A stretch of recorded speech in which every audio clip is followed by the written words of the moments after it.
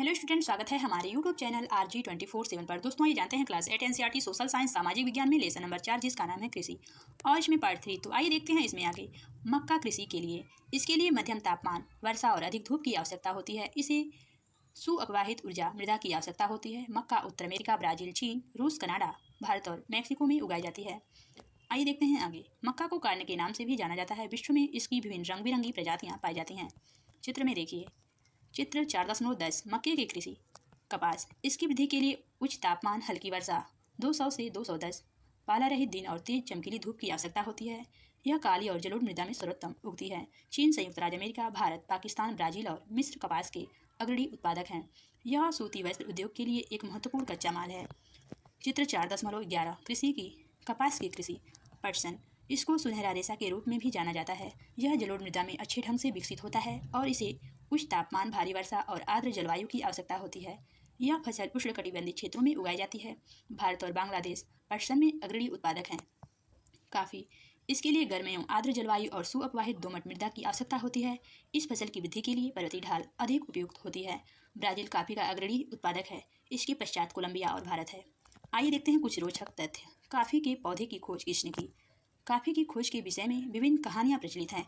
लगभग 850 ईस्वी में कालदी नामक एक अरबवासी, जो बकरी चराने वाला था, अपनी बकरियों की अनोखी उछलकूद और हरकतों को देखकर परेशान था। एक दिन उसने भी उस सदाहरित पौधे की फलियों को चखकर देखा, जिन्हें काफ़ी बकरियां प्रतिदिन खाया करती थी।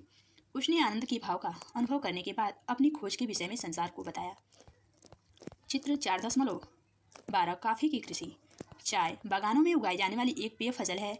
इसकी कोमल पत्तियों की वृद्धि के लिए ठंडी जलवायु और वर्ष भर संवितरित उच्च वर्षा की आवश्यकता होती है।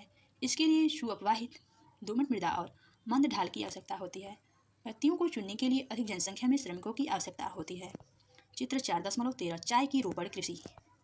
कृषि का विकास। कृषि का विकास संबंध बढ़ती जनसंख्या की बढ़ती मांग को पूरा करने के लिए कृषि के उत्पादन को बढ़ाने के लिए दिशा में किए जाने वाले प्रयासों से है।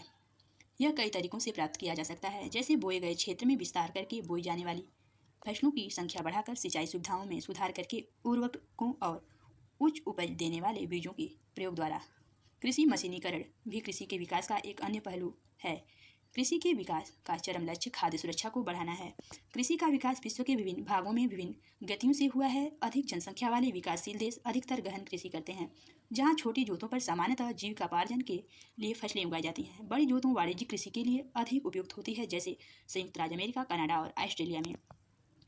आओ हम दो फार्मों, एक भारत और दूसरे संयुक्त राज्य अमेरिका के वस्तुस्थिति अध्ययनों की सहायता से विकसित और विकासशील देशों की कृषि के विषय में जानें। आइए देखते हैं कुछ टिप्पणी। खाद्य सुरक्षा तभी बनी रहती है जब सभी व्यक्तियों को क्रियाशील और स्वस्थ जीवन जीने के लिए आहार की आवश्यकता और प्राथमिकता के आधार पर हर समय पर्याप्त, सुरक्षित और पौष्टिक खाद्य पदार्थ की सुविधा उपलब्ध हो। आइए देखते हैं भारत का एक फार्म। उत्तर प्रदेश के गाजीपुर जिले में आदिलाबाद एक छोटा सा गाँव है। मुन्नीलाल इस गाँव का एक छोटा किसान है। जिसके पास लगभग 1.5 हेक्टेयर का एक फार्म है। उसका आवास मुख्य गांव में है। वह अधिक उपज देने वाले बीजों को बाजार में वर्षों से एकांतर पर खरीदता है। चित्र 4.14 खेत जोतने किसान। उसकी भूमि उर्वर है और वह वर्ष में कम से कम 2 फसलें, सामान्यतः गेहूं या चावल और दालें उगाता है। किसान अपने मित्रों और बुजुर्गों के साथ साथ सरकारी कृषि अधिकारियों से कृषि कार्यों के संबंध में सलाह लेता है। वह अपने खेत की जुताई के लिए भाड़े पर ट्रैक्टर लेता है। यद्यपि उसके कुछ मित्र अभी भी बैलों से खेतों को जोतने की परंपरागत विधि का प्रयोग करते हैं। समीप खेत में एक नलकूप है, जिसे वह अपने खेत की सिंचाई के लिए भाड़े पर लेता है। चित्र 4.15 भारत के खेत। मुन्नीलाल के पास 2 भैंस और कुछ मुर्गियां भी हैं। वह निकट के शहर में स्थित सहकारी भंडार में दूध बेचता है। वह वहां का एक सदस्य है। सहकारी समिति उसके जानवरों के लिए चारे के प्रकार, पशुधन के स्वास्थ्य सुरक्षात्मक उपायों और कृषि गर्भाधान के संबंध में भी सलाह देती है। कृषि के विविध कार्यों में परिवार के सभी सदस्य उसकी सहायता करते हैं। कभी कभी वह बैंक या कृषि सहकारी समिति में बीजों की उच्च उपज वाली किस्मों और औजारों को खरीदने के लिए ऋण लेता है। वह अपने उत्पाद को निकट के शहर में स्थित मंडी में बेचता है। अधिकांश किसानों के पास भंडार सुविधाओं की कमी होती है, इसलिए वे बाजार के अनुकूल न होने पर भी अपने उत्पादों को बेचने के लिए विवश होता है। हाल के वर्षों में सरकार ने भंडारण की सुविधाओं के लिए विकास के लिए कुछ कदम उठाए हैं। चित्र 4.16 संयुक्त राज्य अमेरिका का एक फार्म। आइए देखते हैं संयुक्त राज्य अमेरिका का एक फार्म। संयुक्त राज्य अमेरिका एक फार्म का औसत आकार भारतीय फार्म की तुलना में बहुत बड़ा होता है। संयुक्त राज्य अमेरिका में एक प्रारूपिक फार्म का आकार 250 हेक्टेयर होता है। किसान सामान्यतः फार्म में रहता है।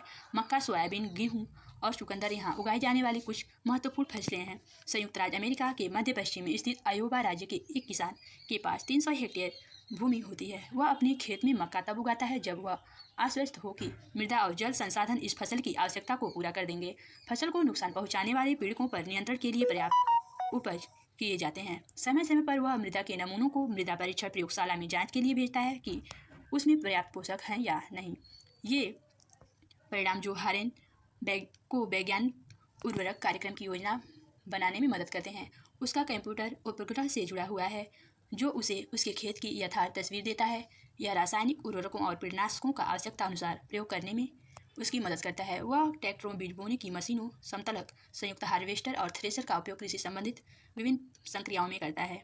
अनाज स्वचालित अन्य भंडार में संचित किए जाते हैं अथवा बाजार अभिकरणों में भेजे जाते हैं। संयुक्त राज्य अमेरिका में किसान एक व्यवसाय की तरह काम करता है, न कि एक खेतिहर की तरह। चित्र 4.18 संयुक्त राज्य अमेरिका के फार्म चित्र में देखिए।